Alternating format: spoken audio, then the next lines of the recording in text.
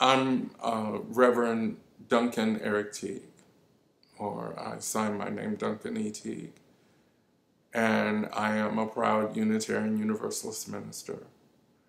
I feel called to bring abundant love, Unitarian Universalist ministry, to Southwest Atlanta.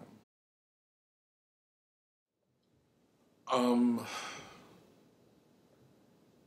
the first thing that comes to mind for me about spiritual abuse is forgiveness, and that we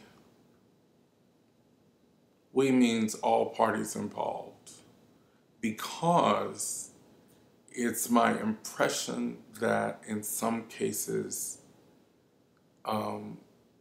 we same gender loving Black, gay, lesbian, bisexual, transgenders, queer questioning folk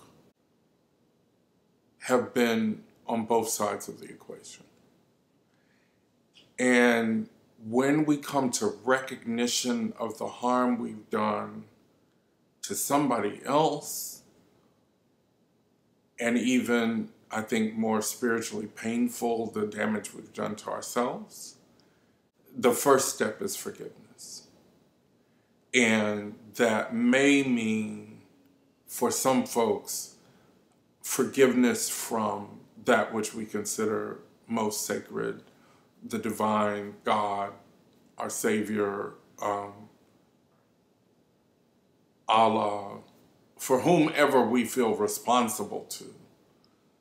And I'm starting there so that the internal discussion and battle about how I get better starts there.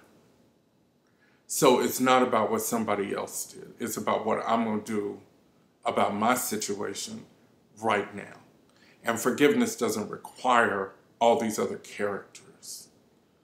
I can forgive myself. I can forgive others. I can work toward forgiveness and it be a real meditative spiritual exercise. However, it's the second step in the process, because recognition is the first one. And that's a hard one, because if in fact we don't own the potential for having been hurt or abused or really battered and shamed and damaged by our spiritual community, if we can't recognize that, then it's really hard to move even to forgiveness. And I guess I'm here to say that, yeah, you can be. And you can be hurt by people who really loved you. So I don't want this contribution to our work, our healing, to be misunderstood as me saying something about somebody else's spiritual community not loving them.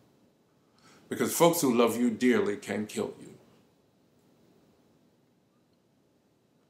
It's not an act of love what they're doing, but they can claim and really believe that they love you while they're doing something greatly harmful to you.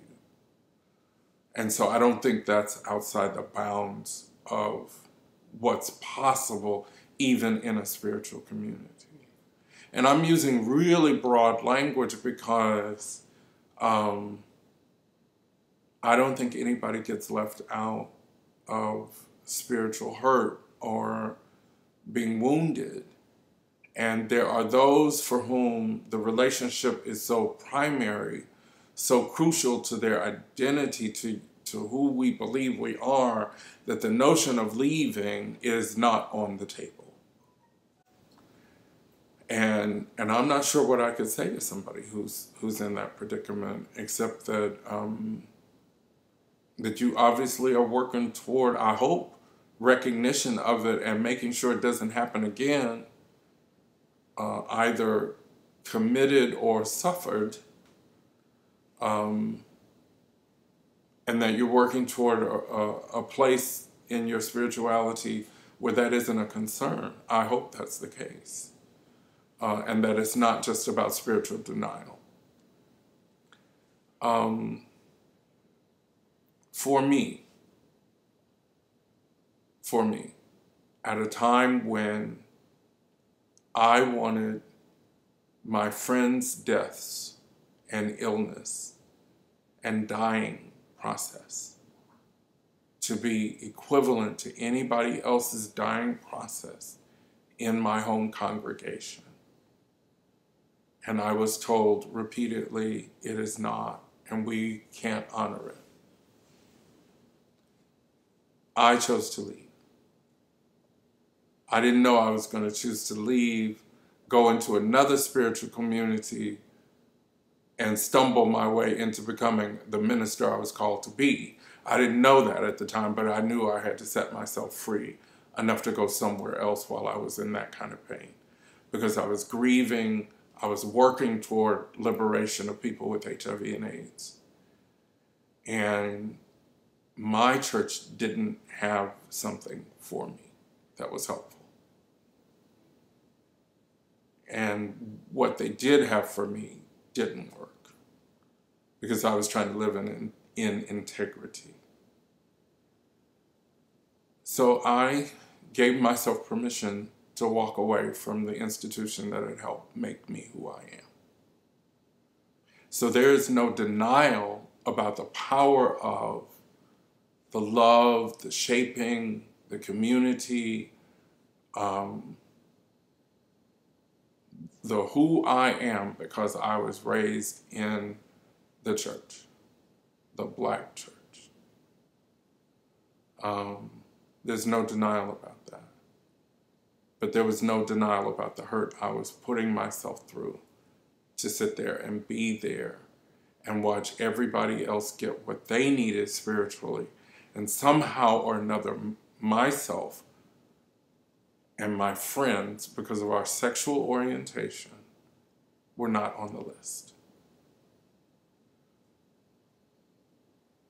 And I don't think that was supported in anything sacred that I read. It wasn't supported in any story that I hold in my heart from all those years of being in church. It wasn't affirmed in any song that I led as a lead vocalist or sang in the choir.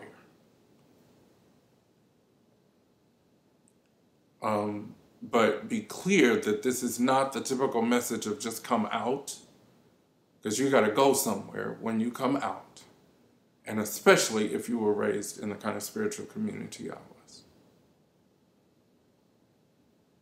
So I'm begging those people who are in that kind of pain to hug themselves, find somebody else to hug you, and find a place where you're going to be spiritually taken care of. And today, there are too many options for folks to sit and be in suffering.